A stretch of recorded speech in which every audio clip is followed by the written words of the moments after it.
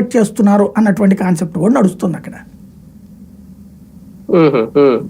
అంటే ఇక్కడ BRS versus BJP అన్నట్టుగా కూడా ఉందా ప్రతిపక్షంలో? ఏం లేదు, ప్రజెంట్ అయితే భారతీయ జనతా పార్టీ అస్తిత్వం బాగానే ఉంది, కానీ బీఆర్ఎస్ దూకుడు స్థాయిలో దానికి లేదు, సమన్వయం చేసుకోవట్లే. 8 మంది పార్లమెంట్ సభ్యులు కలిసి ఏం యాజిటేషన్ ప్లాన్ చేస్తున్నారు, కూర్చుని ఏది డిసైడ్ చేశారు? 8 మంది ఎమ్మెల్యేలు కూర్చుని ఏం డిసైడ్ చేశారు? మన అసెంబ్లీ సెషన్ చూస్తే Congress versus BRS, where is BJP?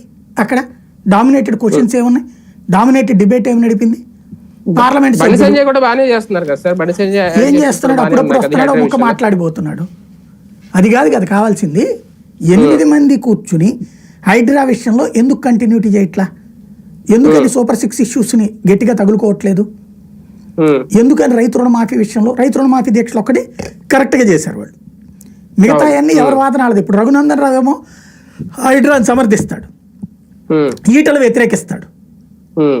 ఎవరి ధోరణి వాళ్ళకే ఉంది ధోరణి. మూసిని ఒకళ్ళు అనుకూలంటారు, ఒకళ్ళు వ్యతిరేకిస్తారు. కూర్చుని మన పార్టీ పాలసీ తీసుకుందామని కూర్చుని చర్చించుకుంటున్నారు వాళ్ళు. లేదా ప్రతిపక్షాలకు కూడా ఊపిరి ఆడకుండానే గేమ్ ఆడుతున్నారేమో రేవంత్ రెడ్డి అని. హైడ్రా విషయం తీసుకొచ్చి ఆ 6 గ్యారెంటీల గురించి ఎక్కడ ప్రస్తావన లేకుండా, సోదిలో లేకుండానే చేస్తారు కదా, ఎవరు ఎత్తకుండా. అంత సీన్ ఏం లేదు, అందరికీ పడిపోయారని ఎందుకు అనుకోకూడదు? అంత సీన్ ఏం లేదు అక్కడ. బేసిక్గా ఏంటంటే వాళ్ళు కూడా ఈయన హైడ్రాని తీసుకురావడం, హైడ్రా అనేటటువంటిది రేవంత్కే ఊరి అన్నటువంటి వాళ్ళు గ్రహించారు. అలాగే సూపర్ 6 లేకపోతే ఇప్పటికిప్పుడు జనాలందరూ వచ్చేసి రోడ్డు మీదకి ఏమైనా వచ్చేస్తారా? రారు కదా. ఎలక్షన్స్ దాకా అవి ఇవ్వకూడదని వాళ్ళు కోరుకుంటారు, ఇవ్వకపోతే అదిగో చూశారు కదా మోసగాడని చెప్తారు రేపు పొద్దున. అంతే వాళ్ళకి కూడా కావాల్సింది.